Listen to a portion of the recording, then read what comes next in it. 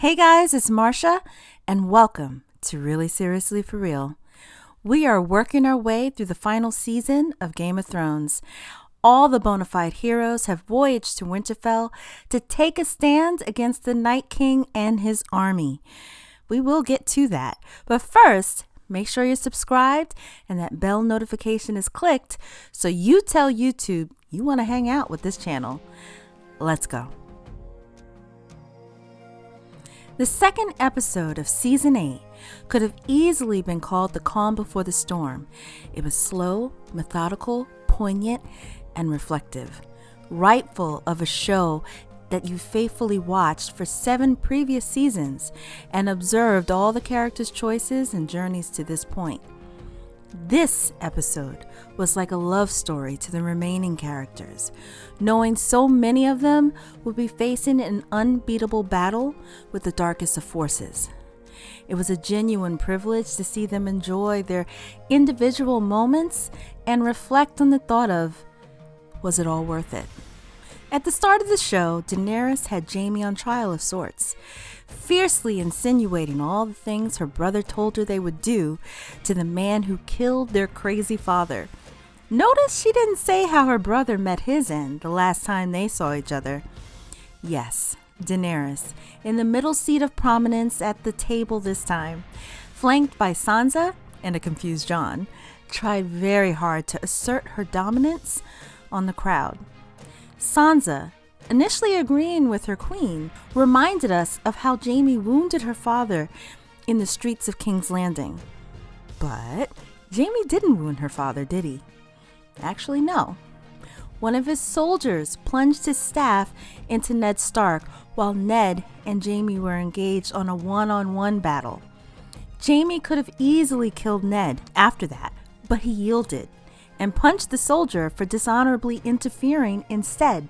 Interesting, because the same tactic helped Ned triumph over Sir Arthur Dayne at the Tower of Joy, allowing him to access his sister Lyanna. As expected, Brienne stood for Jaime, telling the audience that if it wasn't for him, she would be dead, and he would still have his right hand. A definitive response to Daenerys' dig earlier regarding one man with one hand in place of an army. If Brienne had died, she wouldn't have been there for Sansa in her time of need as she fled from Ramsay. One thing this reminded us of were how all the pieces connected. All the things people did moved them a step closer to where they needed to be, ultimately bringing them all together at this very point. Sansa, based on Brienne's testimony, acquitted Jaime to Daenerys' annoyance. So Daenerys turned to Jon,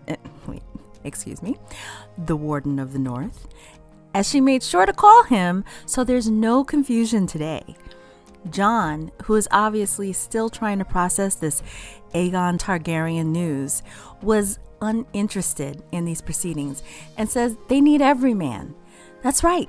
You get a pardon, you get a pardon, you all get a pardon. This is like the Night's Watch now. They need every able-bodied person they can get to fight in the coming battle, no matter their history. Jon awkwardly leaves the room with barely a word to Daenerys, which is unsettling to her. So look, I get it, Jon. That's a lot to take in, but ouch! From Daenerys' point of view, it's like you got some sexy time on the boat, and now that you got her here, you've unfriended her. Daenerys is super mad. Jon is ignoring her, Sansa is undermining her, and Tyrion is failing her. Because yet again, he underestimated Cersei. If looks could kill, Tyrion wouldn't have to wait for the walkers. He turns to Jorah and Varys like, I guess one of y'all will be made hand soon. Arya visits Gendry in the forge, and it's like the girl is in heat, and Gendry is looking ripe and sexy. Her weapon isn't ready, so she had to give him a little encouragement that she's not the same girl he remembers and can effectively wield a weapon. She proceeds to toss arrowheads at a column, freaking out some poor guy sitting there. Now, Gendry knows she means business, and he'll get right on top of that rose. Out in the Godswood, Jaime immediately apologizes to Bran for pushing him out the window and says he's a different man now. He wondered why Bran held on to this secret during the trial, only that well-placed "the things we do for love." Bran explains that if he did tell, Jaime would be dead. And how could he help in the fight against the White Walkers? Jaime had to push him because it changed them both. And after everything was over, Jaime asks. Bran asks him, how do you know there's an afterwards? A grave reminder that the era of man could very well end. Jaime meets up with Tyrion later, and the interesting thing about this scene is Tyrion saying their satisfaction knowing Cersei won't be the one to kill him, and that when he's dead, he'll march down to King's Landing and go after Cersei. Is this foreshadowing? Now listen, we learn later that Tyrion will be in the crypts. When someone hits rock bottom, the only way you can go is up. Something is going to happen in those crypts, good or bad. And I think Tyrion and that brain of his is going to help save at least part of the day. Jaime joins Brienne out in the field. She proudly observes Pod spar with another man, training him. We were so proud too. I loved how awkward it was for Brienne because Jaime, he wasn't making fun of her, joking while they spoke. It was casual camaraderie. Jaime tells her, I came to Winterfell because I'm not the fighter I used to be, but I would be honored to serve under you if you'd have me. My cheeks could have fallen off because I was smiling so much. She answered him by awkwardly not answering. It was beautiful and the biggest show of respect he could have given her, up to that point at least. Jorah used to be Daenerys' most trusted advisor, and he was good at it, except for when he let his feelings for her get in the way. But here he was, giving some final counsel. Forgive Tyrion and recognize that he makes mistakes and learns from them. Jorah also imparts his last bit of wisdom, which leads to a highly anticipated scene for me. Sansa and Daenerys. After Daenerys won the allegiance of the Dothraki, and they were making their way through the desert, Arya told her, you're a conqueror. But let me tell you something. Conquering is not the same as ruling. To rule, you need diplomacy, and Daenerys isn't interested in diplomacy. That's what always frustrated me about her. This is probably why it never occurred to her to have a genuine conversation with Sansa. The good thing, however, is that she will take counsel. So, here she is with Sansa, thanks to Jorah extending the olive branch. Both women have gone through a lot in their travels. Sansa being passed around from one hated house to another, mentally and physically tortured at the hands of her enemies, and some she considered her friend. She had to toughen herself, and it'll take a lot to chip away at that armor. Daenerys chose the tactic of female bonding, reflecting on women ruling and doing well, and then their commonality, Jon. Sansa, without hesitation, tells Daenerys Jon loves her, and men do stupid things when they're in love. Daenerys countered by saying how goal-oriented she was in her quest for the Iron Throne, until she met Jon. And now she's fighting his war, though in all fairness, it would have been her war eventually had he lost. The scene was well done, showing the two women come closer together, and Daenerys placing her hand on Sansa's, professing her love of Jon as well. Their bodies arched in comfort towards each other. And then Sansa's like, not so fast. What happens to the north after everything is over? Daenerys snatches her hand back, unwilling to answer, and each showing how hollow their short-lived camaraderie was. Though, annoyingly as usual, they were interrupted. Theon and the Ironborn have arrived. I love how he initially addressed his queen, but his allegiance was to the Starks. I want to fight for Winterfell. This is the first good cry I had with this episode, watching Sansa's armor easily melt away as she embraced Theon and the true acceptance he felt. You can almost forget about the horrors he carried out. Almost. Daenerys was definitely feeling some kind of way, seeing the power Sansa had. That's the difference between a conqueror and a ruler. What do you think? Comment down below.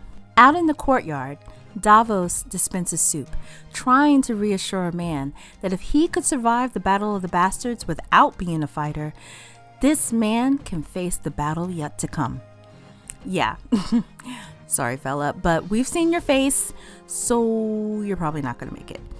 Then, a little girl with a burned face, clearly reminding Davos of poor Shireen, asked where she could go. She wants to fight like her brothers once did. Gilley steps in and tells her that she and her son will be in the crypts and would feel even safer if this little fighter were with them. This has me super conflicted because they've been literally ramming down our throat just how safe the crypts are supposed to be, which mean they probably aren't. It perplexes me how they're sending all of the defenseless down to a place full of dead people as they fight an entity who can raise the dead. While everyone is probably bones, we do know Rickon is down there, fresh off the Battle of the Bastards. Here's hoping they're sealed under heavy stone, otherwise the crypt crew are screwed. Another interesting thing is in the main trailer, it shows Varys, Gilley, and Sam down in the crypts. But right here, that looks like the little girl. Now, some folks have theorized that the little girl could be Melisandre, using the glamour to conceal her identity. We have yet to see her. Now remember, before Jon cast her out of Winterfell, she told him, "You know you will need me to defeat the dead." The last time we saw Varys, she told him she was going to Volantis, but will be back because she has to die in this place, as does he. If this is Melisandre, maybe she will save them from the dead. And maybe we'll find out exactly what that voice told Varys in the flames the day he was cut. The horn blows, signaling the return of Ed and Berick and Tormund as he tackled Jon. I love Tormund. They give the bad news, however, that anyone who isn't at Winterfell by now fights for the dead. That means R.I.P. Lord Glover. Bet you wish you upheld your oath now. They also give the bad news that the dead will be here before the sun rises. Perfect end to the scene with Tormund asking, "Is the big woman still here?" You know, listen, I really appreciated the great balance of tension and levity in this episode. Next episode, I already know I'm going to be crying my head off. So those points that they make me laugh was so welcome and realistic for the characters themselves. So I'm just glad that they didn't change that. I love the montage of preparation with Jon's voiceover. "They're coming. We have dragon glass and Valyrian steel. They never tire," etc. They were amping me up so much. And then the lead in to all the big players in the game surrounding the table, prepping for battle and getting their plan together, and visually representing just how hopeless it is. They decide it's best to go after the Night King directly, hoping if they take him down, the whole hive falls. Bran seconds this, explaining that he is the target. All right, thanks, Bran. If you knew that, why didn't you share this bit of information in the beginning? And then maybe they could have coordinated a better plan. Because as it stands, I'm not so confident this is going to work. The Night King has always been one step ahead of all of them. They thought they were accomplishing their own tasks, but the Night King was really drawing them into his trap. I think the Night King is pulling the strings here, and Bran either doesn't realize this or does and knows that this is the only path to take at this point. Bran says he will use himself as bait and wait for the Night King in the Godswood. Theon will stand with him, with the Ironborn. It was nice knowing you, Theon. Listen, you know he's not going to make it, but he is good with the bow. We know this when he originally saved Bran from the group Usha was with. Hopefully he'll put in some serious work before Ramin Djawadi will hit us with some seriously powerful and euphoric music, signaling Theon's epic send-off. I personally think the Night King is just laying his own trap here. I don't know. But I would just be so mad if we defeat the Night King in one episode and then spend the last 3 episodes fighting with Cersei over the throne. Grey Worm and Missandei talk about life after the war. Now, this is where Bran should pop in and say, how do you know there's an after? So yeah, one of them is going to die. We get a sweet moment with the final members of the Night Watch. Think back to where we started. Last man left, burn the rest of us. And yeah, we also had the afterthought, Ghost. Poor forgotten Ghost. Arya joins the Hound on the battlement for the perfect moment for me. Casual, inconsequential, and subtle. You never used to shut up. Now you're just sitting there like a mute. Perfect icebreaker. When Arya asked him, why are you here? When was the last time you ever fought for anyone besides yourself? And he turns to her and says as plain and as direct and as unwavering as he could, I fought for you, didn't I? I'm getting choked up just thinking about it. Flashback montage. Then Berick joins the party, allowing for perfect humor at his expense once he started up one of his classic sermons.